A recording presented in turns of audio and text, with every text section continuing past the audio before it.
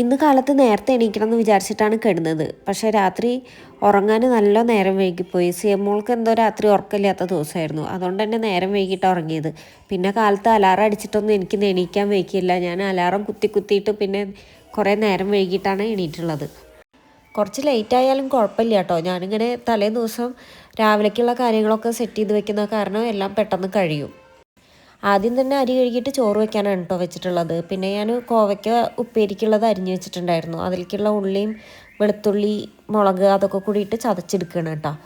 എന്നിട്ടൊരു പാൻ വെച്ച് എണ്ണ ചൂടായപ്പോൾ ചതച്ച് വെച്ച മുളകും ഉള്ളിയൊക്കെ ഇട്ട് അതിലേക്ക് വേപ്പിൻ്റെ ഇല ഇട്ടു. പിന്നെ അതൊക്കെ നന്നായി വഴറ്റിയതിൻ്റെ ശേഷം മഞ്ഞൾപ്പൊടി മുളക് പൊടിയൊക്കെ ഇട്ട് കോവയ്ക്ക ഇട്ടതിൻ്റെ ശേഷം നന്നായി അടച്ച് വെച്ച് വേവിക്കുകയാണ് കേട്ടോ. പിന്നെ ഞാൻ വേഗം ചപ്പാത്തി ഉണ്ടാക്കുകയാണ്.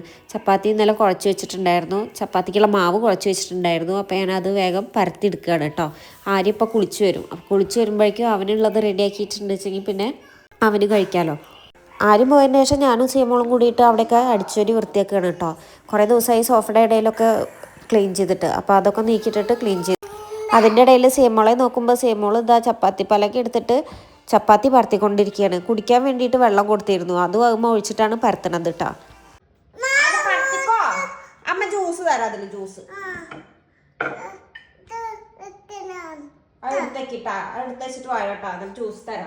ഇന്നലെ വൈകുന്നേരം മീൻ വാങ്ങിയിട്ട് ക്ലീൻ ചെയ്ത് വെച്ചിട്ടുണ്ടായിരുന്നു.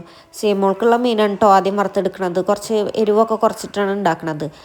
അതിനുശേഷം ഞങ്ങൾക്കുള്ളത് വറുത്തെടുത്തിട്ടാ. പിന്നെ ഞാൻ കുറച്ച് രസം ഉണ്ടാക്കാമെന്ന് വിചാരിച്ചിട്ട് രസത്തിനുള്ള മസാലയൊക്കെ ചതച്ചെടുത്തതാണ്. എനിക്ക് രസം നല്ല ഇഷ്ടമാണ് കേട്ടോ. പക്ഷേ ഞാൻ എത്ര ഉണ്ടാക്കിയാലും അതാണ്ട് ശരിയാവാറില്ല. അതുകൊണ്ട് ഞാൻ അങ്ങനെ ഉണ്ടാക്കാൻ വേണ്ടിയിട്ട് പരിശ്രമിക്കാറില്ല. ഇന്നൊന്നും ഉണ്ടാക്കാമെന്ന് വിചാരിച്ചിട്ട് ഞാൻ അമ്മോടൊക്കെ വിളിച്ചു വെച്ചിട്ട് ഉണ്ടാക്കിയതാണ്.